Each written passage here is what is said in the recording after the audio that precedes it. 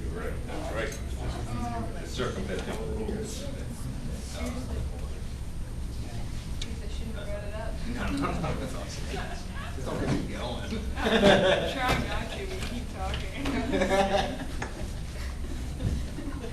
We're on personal services contracts in section 9. And I gave you some cases to read, some articles to read, and we're supposed to look at a couple different rules as well, 26 and 27, which is discovery, and the scope of discovery in civil cases. And general rule on discovery is anything that's relevant or that which may lead to relevant evidence which is not otherwise privileged is available to be obtained by a party to that litigation. And while the rules cover everyone, it is much easier to get discovery from a party than a non-party to the case. And in the federal court, we are supposed to start with voluntary disclosures of information provided to the other side, names of witnesses, information they might have, the repositories of documents and papers and the like, and what documents and papers the other side might be interested in obtaining before any discovery takes place. But in civil cases, discovery will often last for anywhere between 1 and 2 years.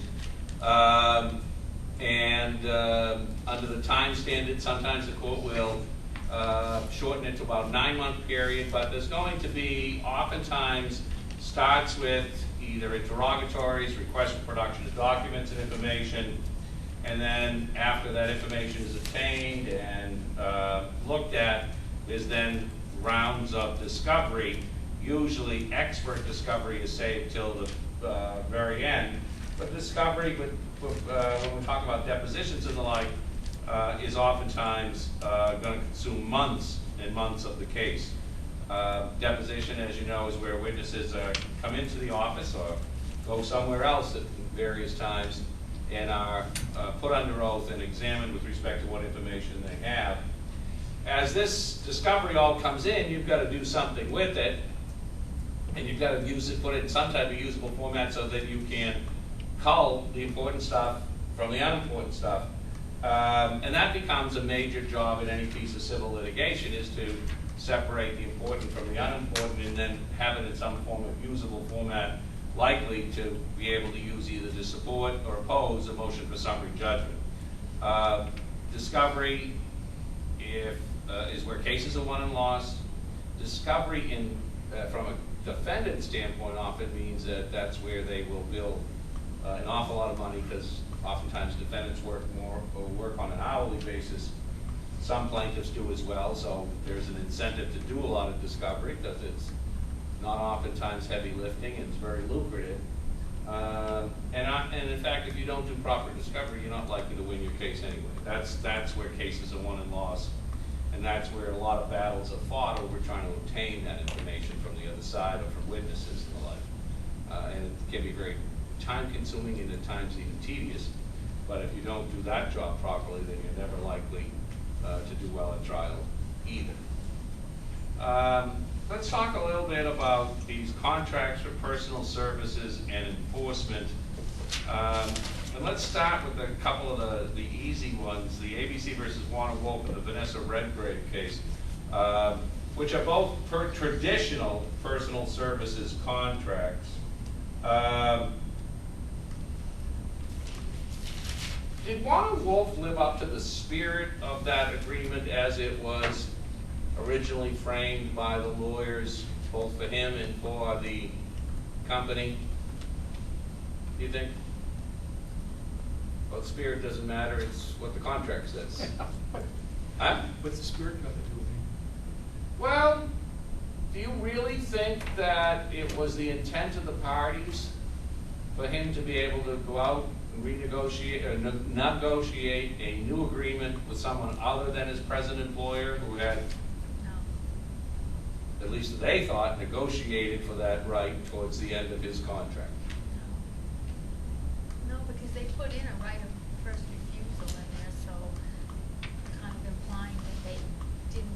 You gotta speak up a little louder than that. Because they put the right of first refusal in there, so that kind of gave an indication that they would like to continue negotiating with him if he decided to leave. I thought they specifically addressed that, negotiating with a third party in the contract. He Well, wasn't but precluded from doing that? There were windows, right? There were windows where he was precluded from negotiating with other parties and where they would have the right to first refusal. But But at all times, he was required to negotiate in good faith. he was. Whereas ABC. Well, what about that? I mean, he is in fact required to negotiate in good faith. How can he negotiate in good faith when he appears to have some form of agreement to become an employee of someone else, a competitor no less, 60+ days away? I mean, and by the way, we'll come back to the whole notion of what the remedy is, and because that is really the reason why it's here. Okay, even if he's breached, what can we do to him? And but is this ethical? Is this right? Is this what lawyers do? Warner Wolf brings you the contract and says, I can get a sweet deal with someone else. What can you do for me? And you look at it and say, well, if we wait too long, we'll have no more trouble. We can negotiate before those periods kick in and we're in good shape. That doesn't seem a little dishonest, or dishonest doesn't have anything to do with it? I mean, the court clearly found that he acted in bad faith. I mean, Angry. Wolf's conduct was A-list reprehensible, but I mean, the court nonetheless refused to grant any relief. I think the dissent had it right, but obviously the court wasn't going to impose a sanction that was after the time. I mean, they were saying, hey, the contract's over. It's too late to do anything. Well, and it was over at that point, right? I mean, what he did and what his lawyers did is carefully try and structure it so that it may not have been in good faith, but the fact is that he appears to have some rights to do, or at least some rights to restrict ABC from doing what it chose to do. Could ABC says no? Could ABC get an order from the court saying, well, no, Warner Wolf, you're going to work here, and why not? No, it's pretty much, that's the standard, is that they're not going to force somebody to work for somebody else because it's involuntary service. And it would be hard to police enforcement. It would be hard to show the person's doing their best. You know, the fact is, we can't make you work for someone else that you don't want to work for, but we can make sure you don't work for anyone else then, right? We'll enforce covenants negatively, that you may be restricted. But here, you know, the fact is that what he's done is structure his arrangement in such a way that it doesn't quite seem right, but does it live up to the letter of the terms of the contract? But he did cheat ABC out of what they had paid for, didn't he? Yes. And he'll pay for that, but he'll pay monetarily for that. I'm not sure how. Well, I don't know how they'll value it either, right? But I mean, the whole point of injunctive relief is that there's no monetary compensation appropriate, and the reason they seemed to refuse it was because the contract terminated in March 1980, and so there was no enforcement available. There's nothing to enforce. because the agreement was over. It was over. By the time the salient facts came to light, it was a done deal. It was a done deal. So there was nothing to enforce. If you want to look at it, good. I posted this morning the letter Charlie Sheen got from from Warner Brothers with respect to the termination of his employment and why his conduct terminated their relationship and what provisions of the contracts have breached and the like. It goes on and on and on. But I mean, and now they're suing, they at least intend to go to arbitration. There's an arbitration provision in that contract. because they feel that he's breached the contract and has cost them millions of dollars. My understanding is he feels that they're breached, so there'll be a significant piece of arbitration on that. And many of the contracts have that as well as at this point, the employment, entertainment agreements and the like. But on this one, I mean, if Warner Wolf had come to you and asked you, listen, I can get a sweet deal with CBS and worked here for ABC for long enough, can you look and see if you can find how we could structure this so that I can go take this other job, even though they've got, what do they have, they had a right of first refusal and an exclusive period for negotiation, right? But he made the deal before this exclusive period of negotiation kicked in. That's what I've been thinking, is that, I mean, it's kind of smart lawyering to say. Is it? Well, is there a provision in the contract that says you can't negotiate at all until December 6th, and that when December 6th hits, the first 45 days has to be exclusive? If there's not, then he's playing by the rules. There's nothing that says that, there's nothing that says you can't negotiate before the 6th, but come the 6th, it's exclusive for 45 days. They should have written that in there. So if ABC wanted that written, they certainly must have pretty smart lawyers there too. So ABC's lawyers messed up. They could have been more specific. That's all I'm saying. In Doesn't- good faith you would think that what you're writing means this, but isn't that what we do? You take what's written. When you say, isn't that what we do? We lawyers, right? That's what you do. Lawyers, anybody, really. But I mean, you've got to try and work with what you've got there. If it doesn't restrict them from negotiating beforehand, you're just advising your client. But I don't think there's a very clear definition from my experience on good faith. I put that in my contract recently, it got me nowhere. And the other side was blatantly doing stuff borderline illegal. And I'm like, hey, come what on. happened to my good faith quote? Yeah, I'm like, it means nothing to me. Doesn't mean anything. They look at it and I'm like, you guys have to act in good faith, you know, and they, I guess my problem with the word good faith is that it's good faith to basically, you know, it's too loose. It's loosey-goosey. You can't even get anyone to do anything right. Well, look, I mean, there's nothing in here that says he didn't negotiate his initial contract in good faith, right? That I know of. Right. So his initial contract, he did in good faith. Software comes along, he says to his lawyer, how can I get around this? Oh, no. The lawyer looks at it and says, well, there's nothing that says you can't negotiate before the 6th. And there's nothing that says you have to negotiate at all. Just come the 6th, if you're gonna negotiate a contract with somebody, the first 45 days is exclusive. That's not written anywhere in there. You're free to negotiate beforehand with somebody else, you just can't do anything until, you know, all of these dates expire.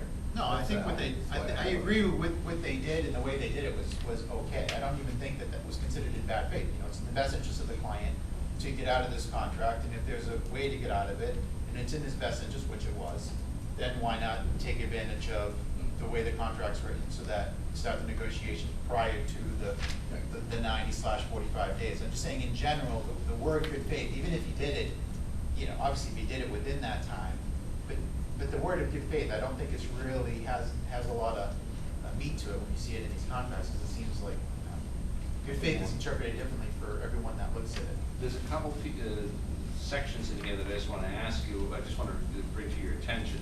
It says,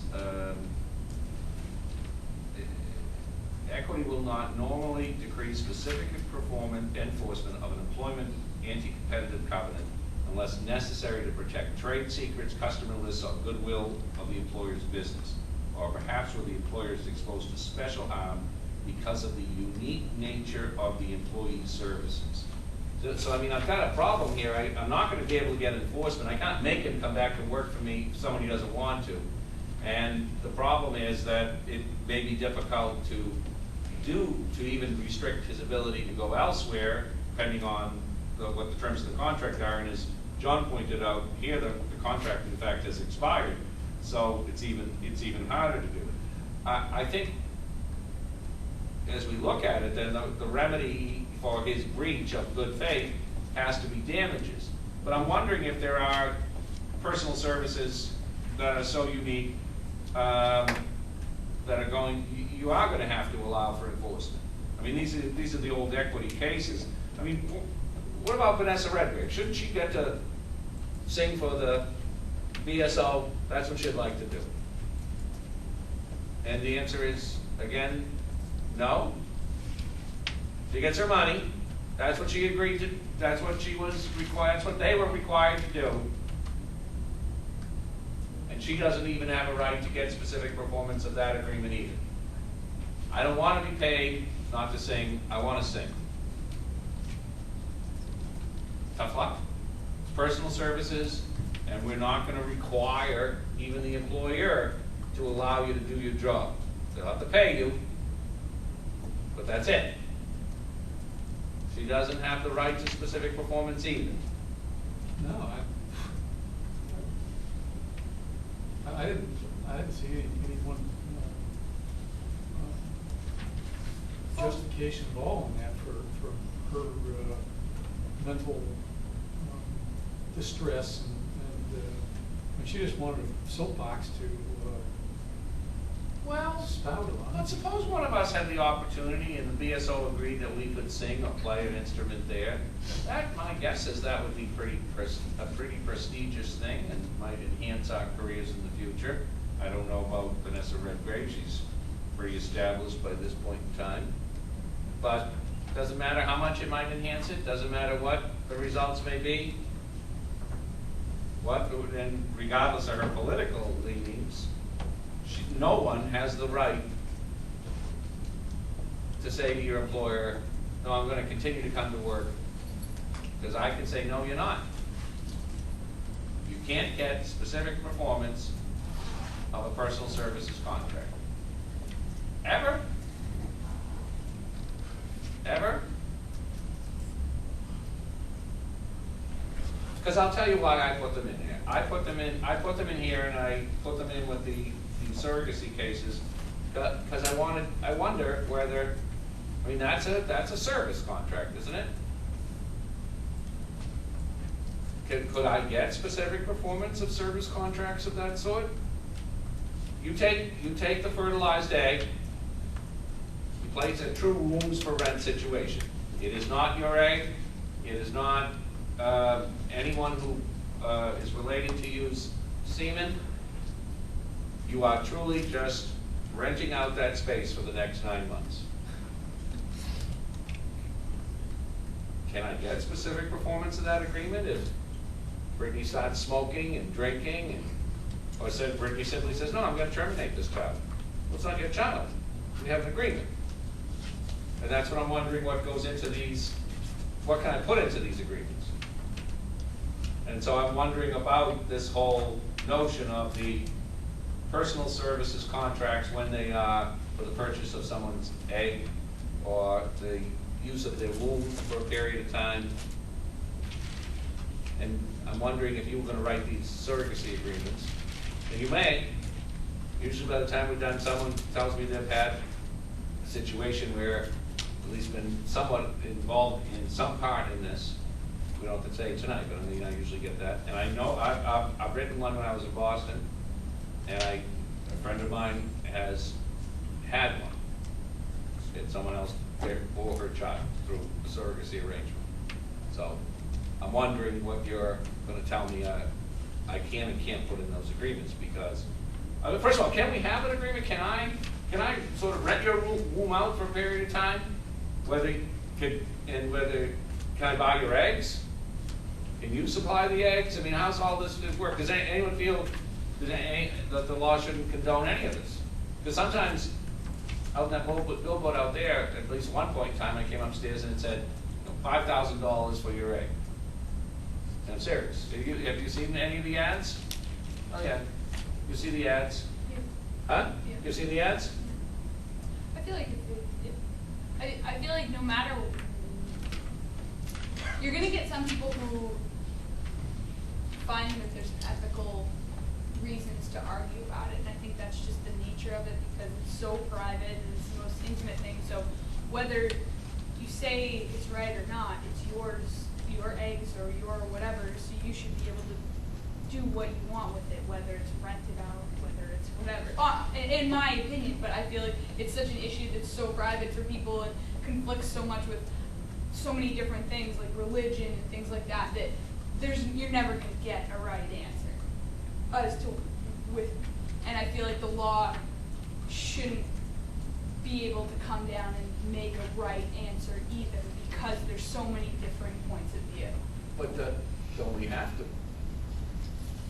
I mean, if the technology is there, and there's no doubt it is, right? They're on every level with every variation possible. I don't know, we've cloned sheep at this point, right? Have we cloned a person yet? Not that But how far, I don't know how far away we probably are, but, I mean, well, are you arguing that the law, this is not an area that the law should regulate at all? No, I guess not at all. And I mean, it's probably not gonna make sense, but I feel like thus far they're trying to do the best they can to deal with it without trying to make take a clear stand on it. And I think that's what they have to continue to do. But don't we have to have some clear rules in this regard? Because the technology is there, and we have these issues, right? We have a case out in Worcester where the ex-husband was saying, I want those fertilized eggs destroyed. I don't want to be the dad anymore. I don't want to be a dad to your child. Okay, and the wife was saying, or the ex-wife was saying, no, we had an agreement that we would use those eggs to have children. They are fertilized, and I want to have children later on, and that's my right. That was our agreement. And so these problems are everywhere at this point. And so what would you have the law do? Just take a step back and, I mean, should they ban these agreements because of the problems with it? Should they enforce it, step in? I mean, we've got cases we've got to take a look at here. This was the Calvert case was 1990. They signed a contract providing that an embryo created by the sperm of Mark and the egg of Crispina would be implanted in Anna, and the child born would be taken into Mark and Crispina's home as their child. And so the question then becomes, well, who are the potential parents here? And if you think about some of these situations, there is the egg donor, the sperm donor, the husband and wife to the marriage, and potentially the womb that was rented out. I mean, there's probably more variations than that, but there's at least 5 people who can claim some right to parentage here. Egg donor, sperm donor. Husband and wife to the marriage itself, assuming they used a sperm and egg donor, and the womb for rent gets us at least 5 people who have some say as to a claim in parenting that child. So let me ask you this: in that classic situation, or not classic, in that situation that I've given you, is the sperm donor and the egg donor, they're just completely strangers to this transaction? As it turns out, I mean, they provide some genetic material for and not for a fee. They're out. Yeah, I mean, it's bought material. It's bought and paid for. It's bought and paid for material. Yeah, I mean, they're just basic building blocks, and Roe v. Wade makes clear that until building blocks. Until it draws the first breath, it's not a baby. It's simply a collection of cells. They bought the cells, they collected them, they rented out the space. Actually, it's no different than if you no different than if you dropped some investment money in with a broker and had said invest it for 9 months, and I'll come collect the.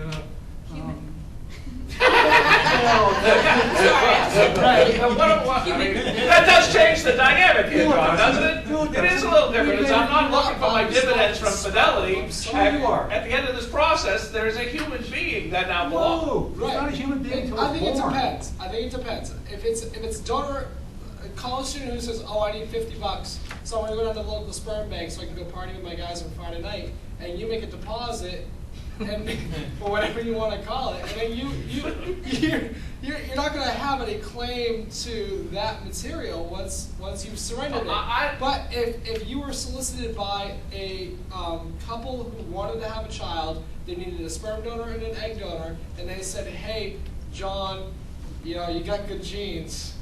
Here's our problem. Could we contract with you for some of your, you know, material?" Since that's all it is. Well, no, but is it all it is? No, I mean, I heard what you totally said, agree. but is it the same as my writing a check out for $5,000? I mean, to Fidelity and coming back 9 months later and saying, "Geez, it's one word 3 now." I mean, go ahead. I mean, at the end of the day, I mean, regardless of the fact that it's a person, this is a contract issue. And this is, everybody up front has to discern what their role's gonna be, what their expectations are, and as long as it's all spelled out up front, and you say, you know, this is what you get, and you guys have to abide by the rules. And I think we have more experience with it today, where you can kind of find those little gotchas that we probably didn't think about earlier. But if you don't want the person to smoke and all that, then she's got to sign, when she signs on that dotted line and she's going to be the womb to rent, she's got to agree that I promise not to do any of these things, that if I do, you can do what, you know, whatever the penalty is. But I think the contracts just need to be very specific in what the rights are, because it is something that is a little different. But at the end of the day, it's a contract. Would anyone ban the sale of the goods as Mr. Fisher describes them? I mean, because it isn't just goods, is it? I mean, it's goods that very shortly will make a life of it. See, well, I was thinking, I agree with you on the contract, but this is the same conundrum that we talk about in animal law. What is it? Is it property or is it a life? And in animal law, they call animals property, even though animals are sentient beings. And while the building block material become life, and well, if you've ever had a baby, it becomes, I mean, you know there's something in there. You know, I don't know what science calls it, but there's something in there. So there's your conundrum, and then there's the Mr. Fisher says it's not life, though. Well, that's, you It's know, not a lot of human people, life, we well, know look, that. I mean, that's another issue for another Anytime. class, but, so there's your problem with your contracts. You're writing a contract. So you go by contract and property, but what is it really? Then because we aren't allowed to sell our kidneys, that's a body part. So then if you go on the building block thing, well, the egg and the sperm are body parts. So there's your conundrum, and I do think that the legislator has to come up with something, some guidelines, so that you know when you're writing a contract, are you writing a contract on property law, or are you writing a contract in a fuzzy area? Well, but it is a fuzzy area no matter where we're writing it, right? I mean, because most of this is going to be left to a creature of state law. And so state laws are going to vary widely depending on where we're located. So that becomes part of the problem as well. And some states will require the surrogate to have a psychological exam beforehand, which I frankly think is not such a bad idea, and have a fairly detailed list of requirements. Other states might say, and Massachusetts I think is closer to this, it's saying in essence, no agreements until that child is born, and even we're going to give you a few days later to think about it so you don't have some remorse with it. So this will be partly a result of state law and partly the result of what you guys think good contract law should be in this regard. Go ahead. I don't think you can equate the egg donor and the sperm donor in the same way that you can when the person's carrying the child, because. Oh, I don't disagree that well, let me ask that. Well, Do they have, you read Johnson versus Calvert, the sperm and egg, a pure donor situation. Do they have some claim to being the parent, Yeah. or are they simply the provider of goods? Go ahead, you didn't finish your Well, comment. I was just going to say, I also don't equate the egg and the sperm with a kidney, which is something that's part of another person.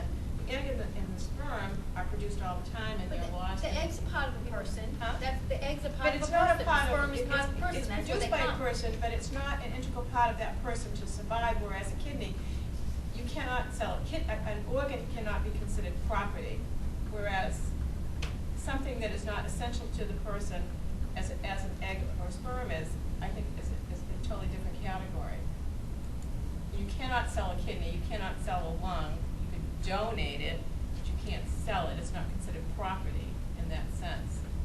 So, but a sperm emission or an egg is something that's gonna be produced and, you know, the body will get rid of it. It's not essential for that person. So I don't think the egg and the sperm donor have the same rights that the womb, the If person it's a carries true it. donation situation like Daniel suggested.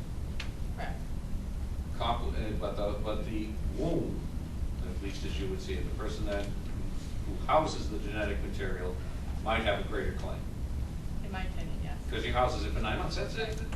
Does the court, how would the court look at the true womb donation situation? Does that person have a say then? Because what we have to worry about is, well, what happens if somewhere in the process they decide, well, I'm not going to honor the terms of this agreement. Let's say 3 months in, they say, I'm going to abort this child. I don't feel like having it. Nothing wrong with it, but I'm out. Well, what are the damages? Can I prevent that? Well, there's no damages. Who suffered damages? The egg. Well, what happens if the husband and or the wife, or the two partners to the marriage had donated the genetic material? Or even if they hadn't, aren't they what we call them when we see in these cases, they're the ones that conducted what we call procreative conduct. They're the ones that gave birth to get the idea of giving birth to a child. And they're just as much the parents as someone who has traditional sexual relations and forms that child, aren't they? So they just walk away at this point? Or do I have some right to restrict what that surrogate does with respect to that child? No, because they None? No, because they haven't suffered any damages. But you'll have to find, it's a personal service contract, so you can't use specific. They haven't suffered any damage, so at no point? They can just find So somebody 5 else. months in? They can just find somebody else. That's what Just they find have. someone else. I've got what I think is someone there. You've got a failure to perform. I would disagree. I would say that you have to run the same analysis as you would for any equitable remedy. You'd have to weigh the hardship, balance the hardships. You'd have to look at whether there's a remedy at law, which there wouldn't be in this case because we're talking monetary damages are going to be sufficient. So you'd have to run the same analysis.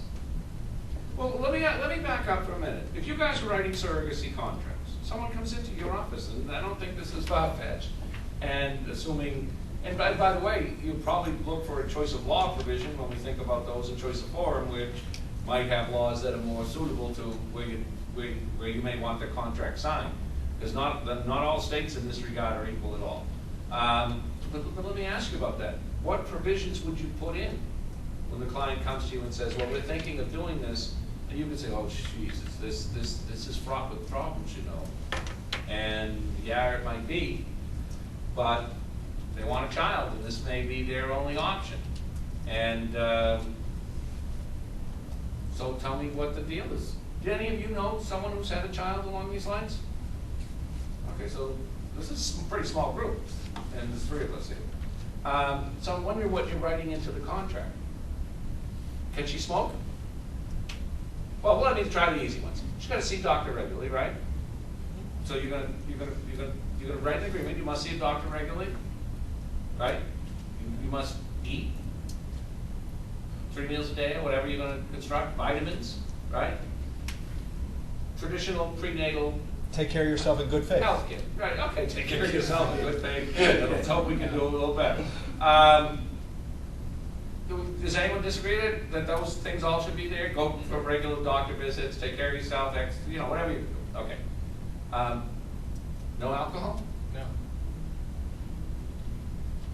No, you're going to write in no alcohol, or you're saying no, you can't say that? No, I'm gonna I write don't it. know if you can enforce it, but I think it probably should be in the contract. No alcohol, no smoking? If I. Well, put in how the about contract- this? No illegal drug use. Oh, yeah, absolutely. Well, they're gonna be compensated for forbearance anyways, so. Okay, so we're going to pay them.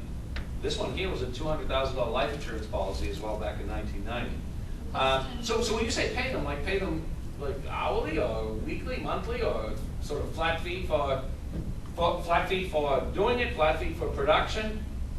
It's gonna, yeah, I feel like though it's gonna depend on Progressive. what they're willing to pay for.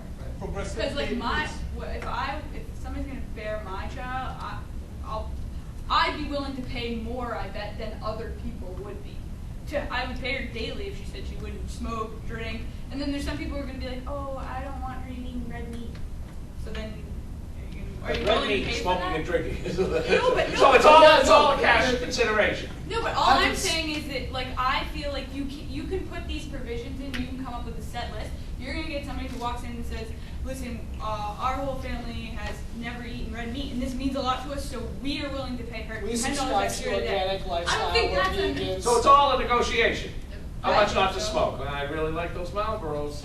Well, I don't wanna $20 get a day, do it? Nah, I really like my Marlboros. I honestly 50. think that's how it's So, gonna huh? be. Not the candidate then. Well, and what about that? What about that? Some of that should go into the process as well with respect to the psychological screening. Should the person have had a baby before or not? Or does that not matter? Preferable. Well, because I think if you look at some of the articles, there is a concern that when it's the first, if someone's had babies before, they understand the process and everything that goes into all of it to carrying the child, and they're at least at the outset probably making a more intelligent waiver in deciding to give up that child. Where at the end of the if all of a sudden your surrogate halfway through becomes wedded to the notion that she loves this child and this child is hers, that's another bump in the road we got to deal with at the end. Yeah. Would that matter? I mean, I don't know what you think about that. Should it be limited to family members? We're not going to, no cash payment. It should be a family member who wants to do this charitably. No, we can pay. So we'll pay people to do it. So you rich people will take advantage of those poor people, because that's what it's going to be. Right? None of the Kennedys are going to be burying your child. Right? They need to make sure there's consideration, so it's a valid contract. So we're Not going to pay. necessarily. Go ahead. I should have raised my hand when you asked if you knew of somebody who had a Yep. situation. It wasn't through we're going to donate an egg, donate a sperm. A lesbian couple wanted to have children, and they had a friend who was willing to make his donation to the relationship. Got one of them pregnant. She had a daughter. He's still involved with the life, but she has her two mothers and has the relationship there. Then the other wife wanted to have a child, so he came back into the picture. So now each mother in the relationship, each born a That's daughter. that movie. That's Mark Ruffalo's movie. There is a movie It's about all that. right. Yeah. All right. That is that movie. So we were actually joking around how they really need to make a movie about this situation, so I'll have to look into that. It's a pity it's already been done. But now let's same father, let's two ask. daughters. So There was no money. There was no. It was just. so is he the father? Clearly, it's the father. Well, is he, or is he simply the? Biological father. But is he simply the person that provided the genetic material? It's a father. Father, he hasn't given up his legal parental rights.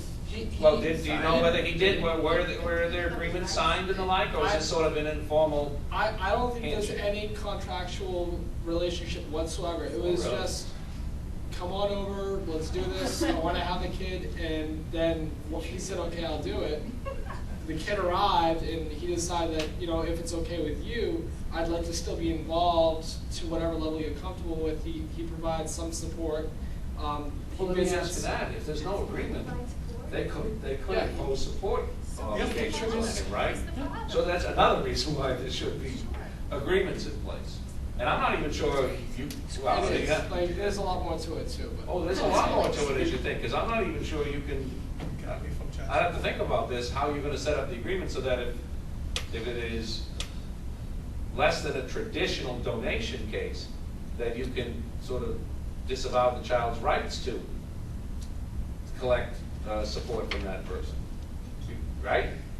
Yeah. So I mean, it creates, there's There's a lot that could go wrong. well, there certainly are. I actually had, when I was in Boston, I had legally. a woman come in who was pregnant, and Yeah. clearly, obviously, her child, she had made the fertility arrangements herself, but now she had a partner, and she said, we want you to square away an agreement with my partner, and I will both be parents for the child. And I said to her, frankly, I said, why would you want to do that? I said, right now, if there's ever a custody, there will never be a custody dispute. There will never be problems with respect to what happens with that child in the event of you and your partner's relationship flounders.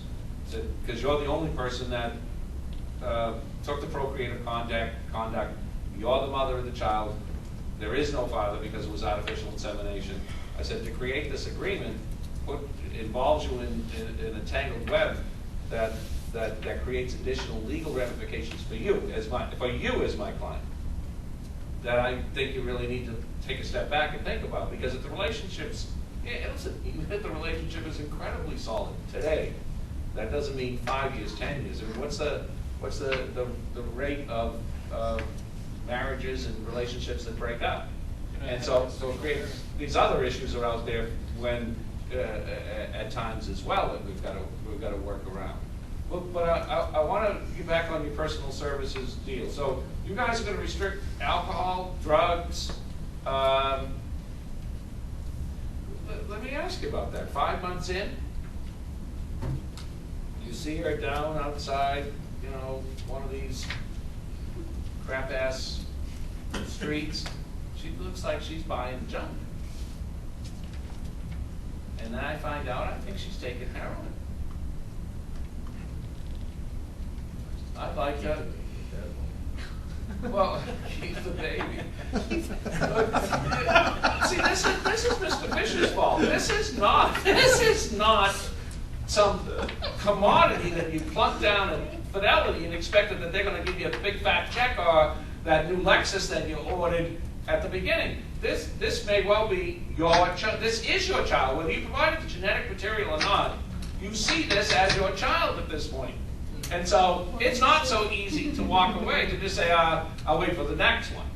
You're personally, and I think the personal investment, I'm not even going to talk about the financial investment, but it wouldn't be insignificant at this point. But the personal investment, that's your advice to me? Because I want to know why you can't go into court and get specific performance of the agreement. She said she wouldn't smoke, said she wouldn't drink, said she wouldn't take drugs. You all wrote those in the contract. I want the court to do that. Or worse yet, she now says she's going to abort the child because she's got a new boyfriend and he doesn't like pregnant women. I want you to prohibit her from aborting that child. I want to know whether you're going to go to court for me on this, or is this just no, Warner Wolf? You can't specifically enforce personal services contract. Is this truly just personal services, or is this a contract for unique goods? I don't see the court being able to enforce it. I don't see the court putting a mechanism in place to be able to supervise this lady's whereabouts on a day-to-day basis to make sure that she doesn't smoke or she doesn't go pick up junk. I just can't see that. That's just not feasible. I'll go to court. I'll go to court. So you'll go to court, but I don't think you're going to get you anywhere. Well, tell me why it's not feasible. I've got an extra room in the house. She can stay there.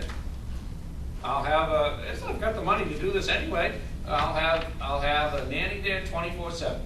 I will provide the financial resources. This won't be a difficult supervision. It doesn't matter how difficult it is. The issue is simply one of personal autonomy.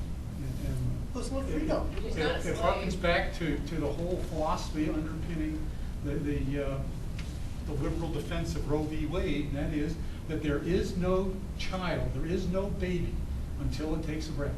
Well, up until then, okay, it is simply an extraneous appendage to a rental woman.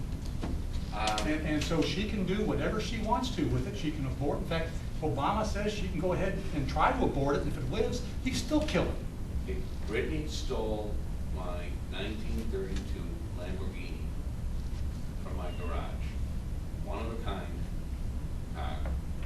And she's got it at her house, in her garage.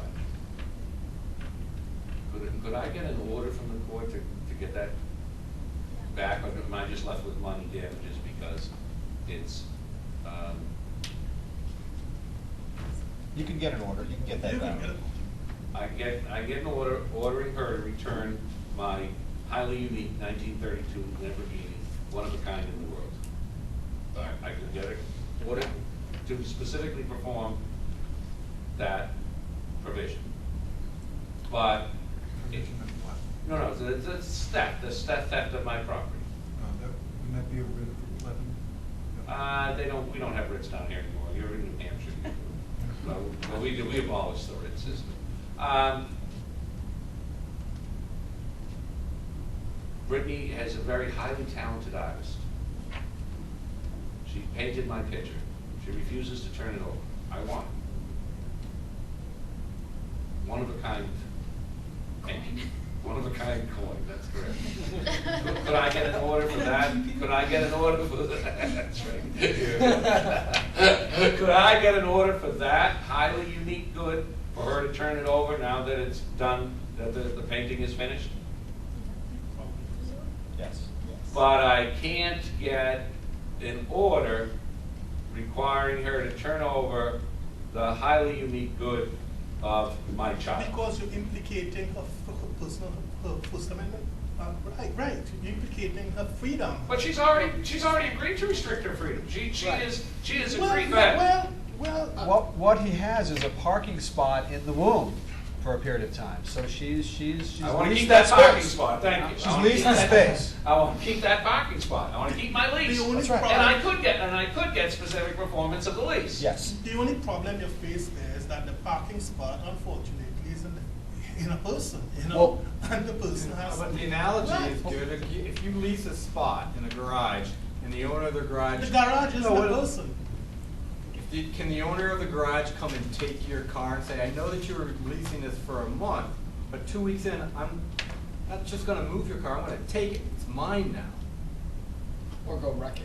It's No, what they're saying, a good you're- analogy. No, it's not an analogy. We donate our Implicating- material. Legally it is. You know, Personally yeah. it's It's not, not but legally it is. implicating other people's freedoms. That's the problem. And That she we have a voluntarily constitution that contracted says. with you. Which is good. But we It's do fine. do it negatively, remember? We don't have a problem enforcing negative covenants. You cannot work for Suffolk University Law School as long as you're under contract to MSL and as long as that contract continues, right? We would restrict people's ability to do other things. All we're trying to do is restrict her ability to not honor the terms of my contract, to not impair the goods, those highly unique goods that she promised me. That she agreed to That- before the artificial insemination or the implant of the fertilized egg. She voluntarily waived her rights to make decisions regarding her choice to smoke, to drink, to commit an abortion. Could she contract away her right to abort the child? If it was a term. I don't think you can contract away your rights to constitutional. How can you not contract away your constitutional rights? We do it all the time, we just Right. waive them. If- You have the if right there to was a remain silent, I killed him, right? That's a waiver of your constitutional rights. You contract away your personal jurisdiction all the time. If there was nothing in the contract before the artificial insemination took place that didn't have anything to do with whether or not she could follow up with an abortion, if she decided 5 months in, I want to have an abortion, the lawyer in her case would argue Roe v. Wade, women's rights to an abortion. The parents would argue personal contract service to perform, and it would be a flip of how that would. There's no question how it would come out. All right, but She's gonna get an abortion. if it was in the contract, okay, here's the contract. If you sign this, we get to put our egg and our sperm in your body, rent that parking space. By signing this, you agree that you are not going to do an abortion, you're not going to smoke, you're not going to drink, you're not going to do illegal drugs, and any violation of that, we will be owed damages. You're right, you'll be owed Right, damages. but it has to be put in the contract. But you'll be owed damages, but she will not be forced to take the How can you baby to value term. those I can damages? guarantee it. What is How she can gonna do? you She's gonna value quit those it. damages? What is the price of a child? When you say value those damages, what's the price of a child? It's not a child, it's simply genetic material. But that it's is not- different. that is It's not different than the free. violation of the contract. We're not arguing if it's a kid or not. No, but We're arguing what's saying- the value of the But breach of the as a contract. parent, you cannot procreate. You and your spouse cannot have a child naturally, which is one of the most amazing things about having a relationship is what the parent's gonna argue. You cannot put a price tag on that. I don't care if it's 1 month along in the surrogate's body. I don't care if it's 8.5 months along and it's due any day now. You cannot put a price on that. The parent's gonna argue that the damage that you've done to me, no matter how far along the pregnancy is beyond measure. The only And price the I see- the No, counter argument I'm not is disagreeing. that it's I know. involuntary servitude, that forcing the woman to continue to term is essentially slavery, and therefore, that's But why she states, contractually agreed to. cannot ban abortion. No matter how hard they've tried, they can't ban abortion. They can't even put restrictions on abortions. But they do. Well, But they do. Yeah. very, very marginal. But there's still Every, restrictions. every significant limitation on abortion, even the partial birth abortion. Yeah, but has What about the woman who failed. just Could I force her to have an abortion? She's my surrogate, we've got a contract, it says at some odd weeks in, we're gonna do an amnio, and I will tell you at that point whether you must terminate that birth. If it's put in the contract, And it's legal. Yes. Her body. Yeah, So wait a minute, she then can disavow the terms of the contract, carry that child to term, that then I have to support that when I chose not to have the child? Because it's your DNA. No, is that? Because that's gonna call into question a lot of, I would think, most parents who are doing this may well want some form of genetic testing at some point, just because if it was their own, they might want the ability to have that choice. And so, you're saying, well, they can have the testing, but if she says, no, I just can't do that, that I don't have any ability to control it, because I guess you guys are saying, well, this is her constitutional right. This is a one-way street. But It is a one-way street. we waive our constitutional rights all the time. And We do, yes, we do. yeah. But I We still do. think You it's a don't one-way contract them street. away. You may We waive do them. contract them away. In a lot of contracts now, you have absolutely contracted away your ability to constitutionally challenge the jurisdiction of a court based on choice of law and choice of forum provisions. Absolutely.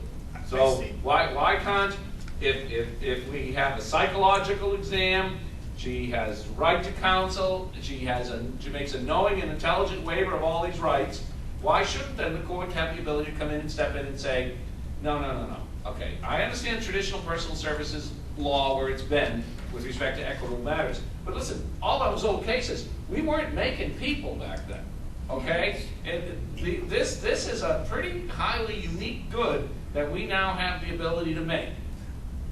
But we're not gonna control, we don't have any ability as lawyers to control that process. We're gonna put all this crap in the agreement, but we're gonna tell you, best of luck. Not unless she's willing. No, that, what? Not unless she's willing to consent to any kind of medical procedure, she doesn't have to. I would try to see you arguing this in front of the Supreme Court. No, you guys might have to argue, that's what I'm after. But isn't the law, though, that I can get specific performance when the goods are so unique? Yes. That is the law, right? You study contracts.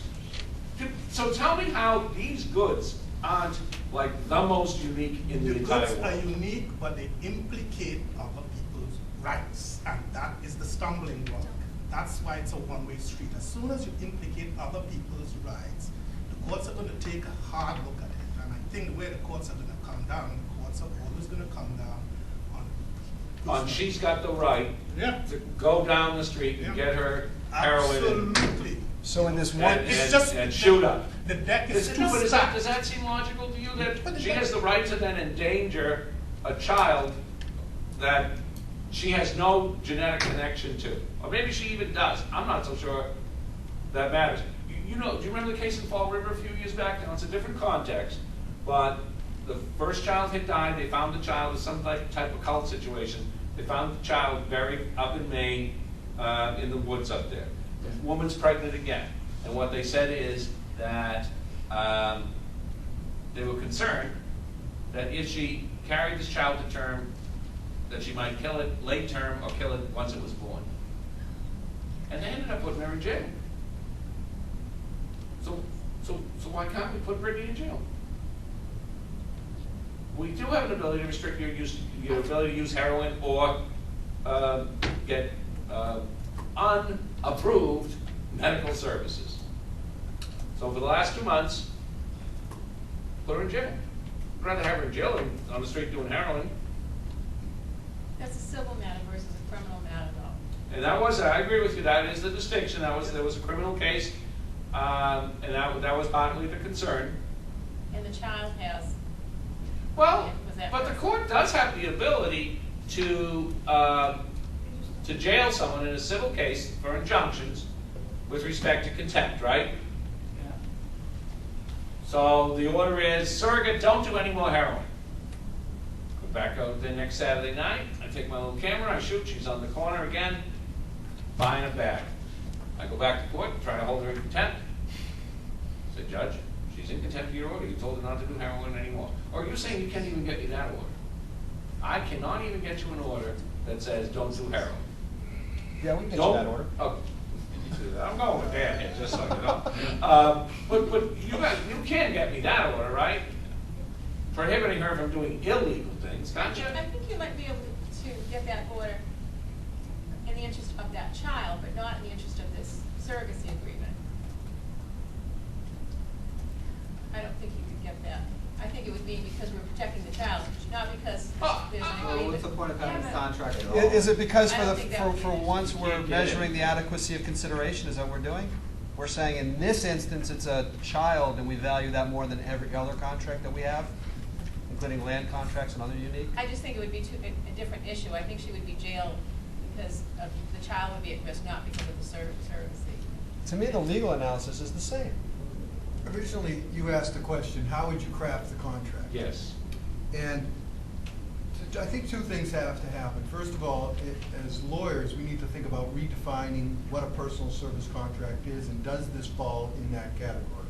The second thing is that if a client were to come to me and ask me to author a contract or suggest a contract to them, I would probably draw something up that was at will for both parties, with a release on either part. And you asked the question, But what's how the can point of you having have a it contract right? if you can't? How can you do that, Francis? Well, let me tell you why. Because at some point, there has to be a clause in the contract that triggers parental responsibility. And I don't think that the parents that don't have control over the growth of the zygote and the eventual human being if it's born, really have that control. Considering the fact that today is the anniversary of International Women's Day, I'm listening to the women in the room, and I think they're sending a signal to us that they have control over their bodies and anything that's inside their bodies until they choose otherwise. Yeah, but that's crap. No, really, it is crap, because the whole notion that fathers have zero rights in this process, and I've argued both sides of this before, but the whole notion that the father has zero rights when the child is viable, I think is improper, and I don't think it should be the law. The fact is that with the technology that we have today, we know, say, a 7 or 8 month old child, that 7 or 8 month old fetus is highly viable. So we are going to restrict your wife or whoever's ability to do certain things with that fetus at that point. And I, as the father of that child, have put in as much genetic material as you. I should have some say as to how you conduct yourself when that fetus is now likely a viable human being. And I do think there's a difference as to when we're talking about that process. Well, John, weren't you making an argument about personal autonomy a little while ago? I mean, I think this strikes at the very heart of it, doesn't it? Yeah. But it's not just your wife who is part of that process. You are a significant part of it, I hope, right? No, you were. And some maybe early on in the process, you have less invested. But as we approach the finish line, I don't think that you should have zero rights in saying what takes place. It's the fact. But that's what the law says it is. It's a I'm not sure that is the universal law throughout all the states. There are cases, there are some that would give the fathers some rights depending on where in the process we're going. Every single attempt to restrict abortion where the health of the mother it may be implicated has failed. But so all the mother has to do. Mother, that's really not a clean all analogy. the mother has to do is say, mentally, I can't handle this anymore. I want an abortion, and the doctor is going to have to give her an abortion because it's. I don't think that's true. Whoa! When we've tried to define what health of the mother is, the restrictions get shot down. Every single abortion restricting or limiting statute includes a provision, an exception for health of the mother. As it should. Well, I mean that's the hole you can drive a truck through. Well, so yes, you have. Even I would go with limitations. I think he's suggesting. Are you really suggesting that at 8 or 9 months the doctor could say health of the mother? Absolutely. What do you think partial birth abortions are? The baby is born. They put a pair of scissors through its skull. We're not gonna go through all of that. Well, okay. Let's focus. This is on surrogacy arrangements and the good side of people who want to have children that can and need these both the technology and your legal skills. So, and I understand where we're coming from or where we start from, but are you really comfortable with the notion that I have to pause when I even call them unique goods, because they're not goods. They're, at some point, they are people, aren't they? And that point is after they're born. No, it's not, and it's a you after they're born. I don't agree with that. The fact is that you could be convicted of homicide if the child is viable in this state. If the fetus is viable and dies as a result of your actions, you could be convicted of homicide in Massachusetts. And there are other states where it's viability, not first breath, that becomes the dispositive question, factual question, as to whether that is homicide of the fetus or not. So it's not as cut and dried as we got to wait 9 months and see that the child's born. So I am wondering what ability I have to restrict it, because you guys are, what I'm hearing is, well, I'm going to put all this stuff in the agreement. I'm going to take the parents aside and say, geez, best of luck with this, because if this goes to the crapper, you're on your own. That will. No, but see, you're at will, Francis. With all due respect, is BS too. And here's why. I've represented foster parents, and I've represented other parents involved in these types of things. Foster parents, they have no genetic link at all, and they weren't babies, but they're kids. At some point, they can't leave those kids, and they can't leave them to even their own parents who are ill-equipped to handle them. They need to be able to help these children, and I think you're underestimating how invested people get, either because of the children have come to live with them, or they've come to emotionally embrace, we're going to be parents. I remember my wife started calling one of the children by name probably 7 months before that kid ever set foot into this world. And I think that that's not probably that unusual. I'm not sure if I've waited all these years and finally have the technology and the financial resources to have a child in this fashion, that you don't start thinking almost from day one, we have a baby. And now maybe that's emotionally and legally that's a bad thing to do. But I would guess people sort of mark off in their head at least the calendar, only 265 days left, 260. And they become wedded to this notion. And I think to say, well, you can be wedded, but at any point you should recognize everyone's just going to walk away. That's not likely. as a personal matter, people aren't just gonna walk away. There's gonna be litigation, there's gonna be problems, and you gotta figure out how to fix it. Now, part of it may well be the requirements, as many states have, that person have a psychological exam. Because if you start out with someone who's emotionally stable, the likelihood is they may stay emotionally stable throughout, but not necessarily. I don't think it's a convincing argument before the courts that women are just reproductive vessels. I think that's going to be it's going to be an impossible argument. In a pure womb for rent, why aren't they? They didn't provide the egg. They have no connection to the sperm. You are doing it for financial gain, as you guys have laid out.